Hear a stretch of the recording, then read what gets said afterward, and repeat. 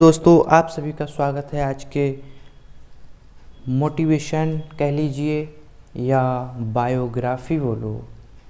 आज आपको बहुत बड़ी शिक्षा मिल सकती है एक ऐसे योद्धा से, वीर जवान से, जो अब इस देश में नहीं रहा, जिसने अपना पूरा जीवन इस राष्ट्र को समर्पित कर दिया, जिनका नाम है सीडीएस जनरल बिपिन रावत जी।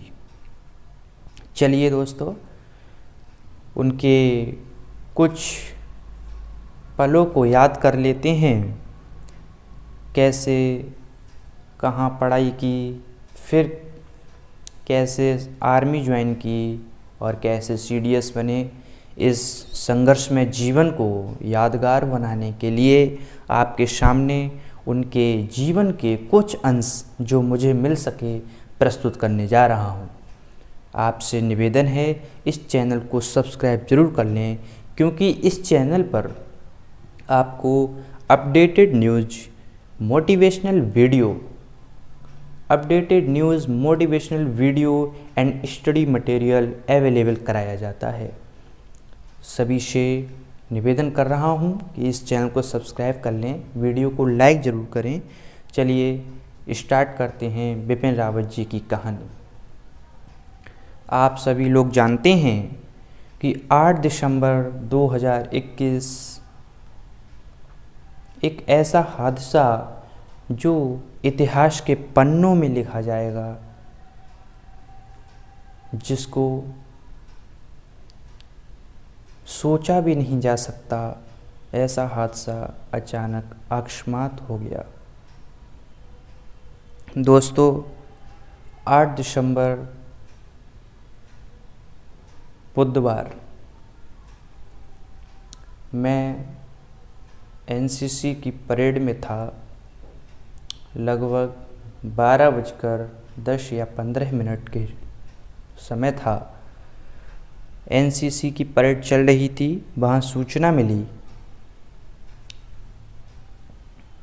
कि तमिलनाडु में कुन्नूर कोई स्थान है वहाँ हमारे सीडीएस बिपिन रावत जी का हेलीकॉप्टर क्रैश हो गया है,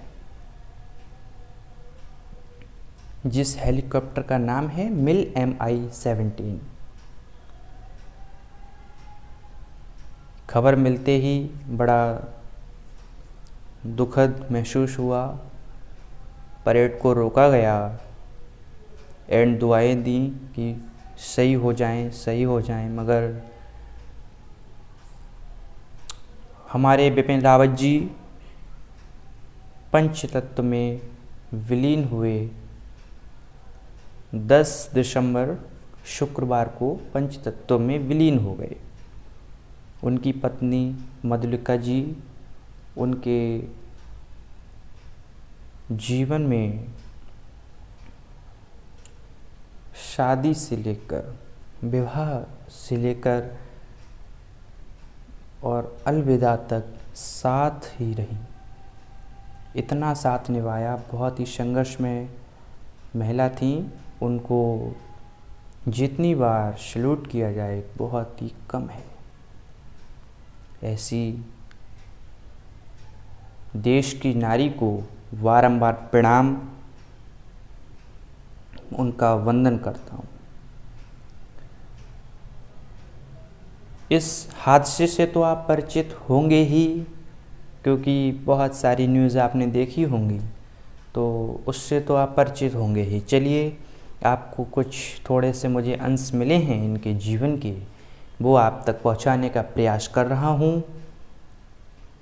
चलिए शुरू करते हैं बिपिन रावत जी के जीवन परिचय को।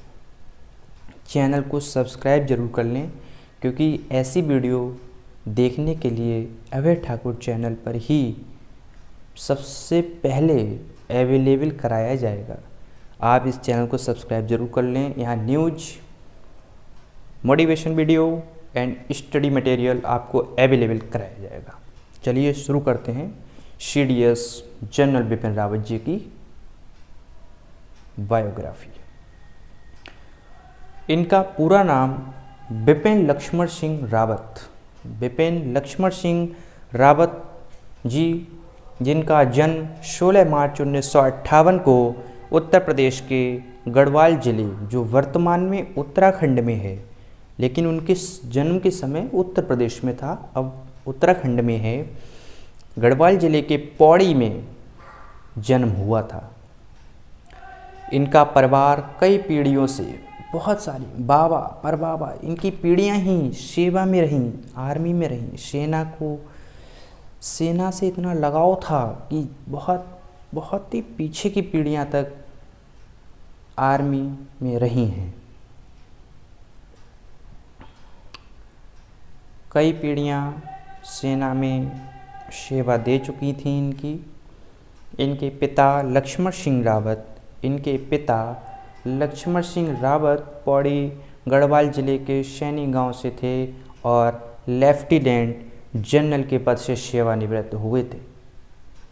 इनकी माता उत्तरकाशी जिले में से थीं और उत्तरकाशी विधानसभा से विधायक की बेटी थी,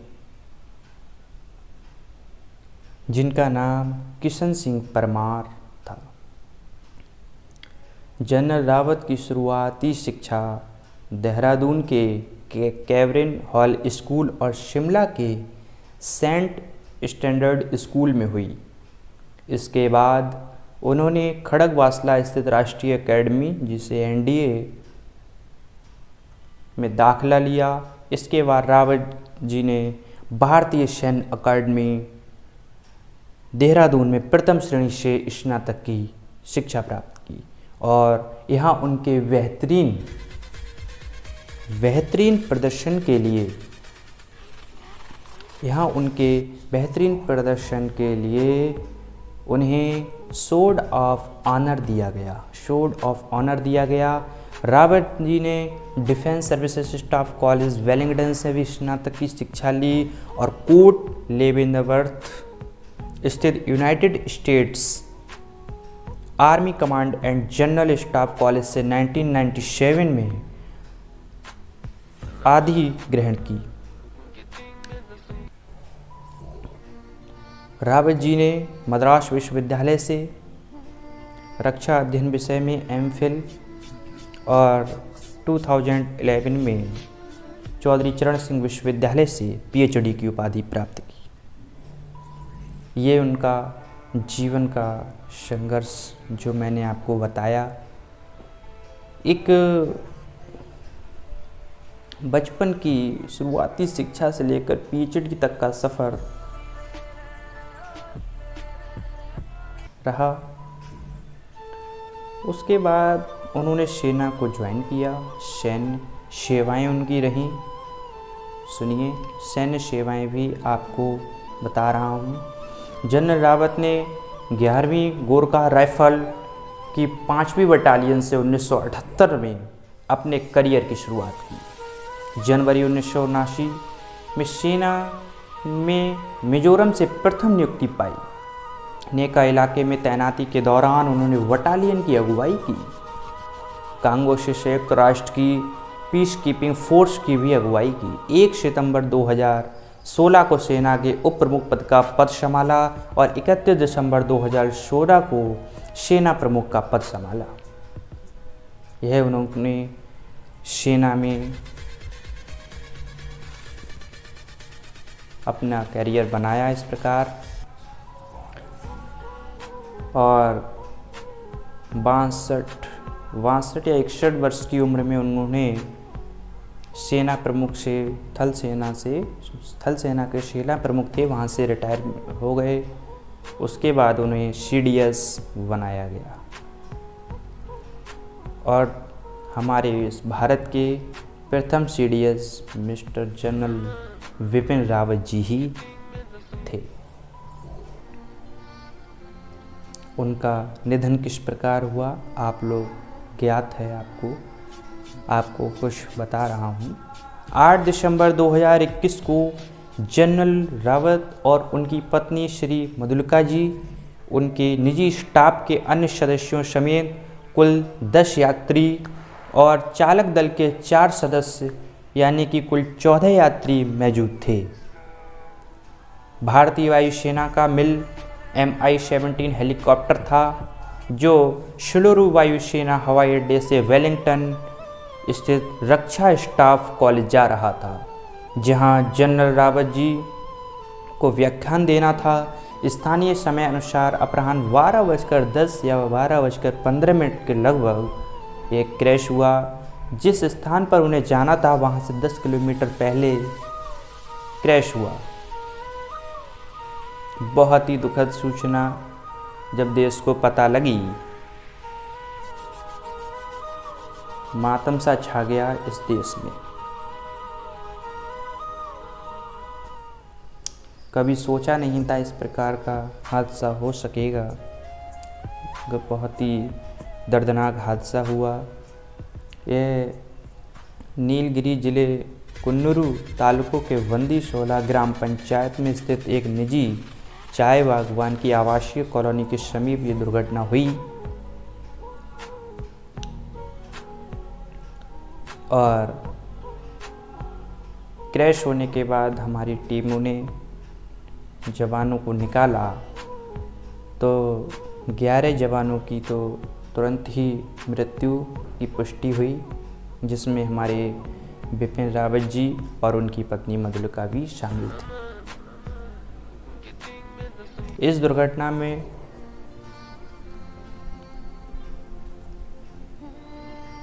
13 जवानों की मृत्यु हुई। एक हमारे वरुण सिंह, ग्रुप कैप्टन वरुण सिंह अभी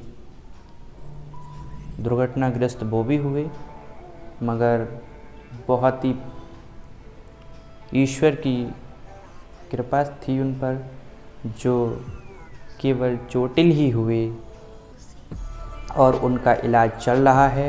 मेरी यही दुआ है, आप लोग भी दुआ करें कि वो बिल्कुल सेफ हों और जल्द ही स्वस्थ होकर के घर वापस हों। उन्हीं को पता है, वही को बताएंगे कि जब हमारा हेलीकॉप्टर क्रैश हो रहा था तो अंदर क्या चला, कैसे हुआ, उनके पास उन्हें स्वस्थ होना बहुत ज़रूरी है। स्वस्थ हों वो जल्दी से, ऐसी मेरी कामना कर रहा हूँ। और एक ब्लैक बॉक्स भी मिला है, उसमें भी चल रही है चर्चा, अभी कमांडर जी को दिया हुआ है वायुसेना के, उसका भी पूरा निकलेगा तब आपको भी सबसे पहले आपके पास पहुंचाऊंगा। रावत जी की उम्र 63 वर्ष की थी जब वो दुर्घटना हुई है। अभी 63 वर्ष के थे रावत जी और 10 दिसंबर शुक्रवार को उनकी बेटियों से अंतिम संस्कार कराया गया। उनकी बेटियों ने अपने माता पिता को मुखाग्नि देकर उन्हें पंचतत्व में विलीन किया।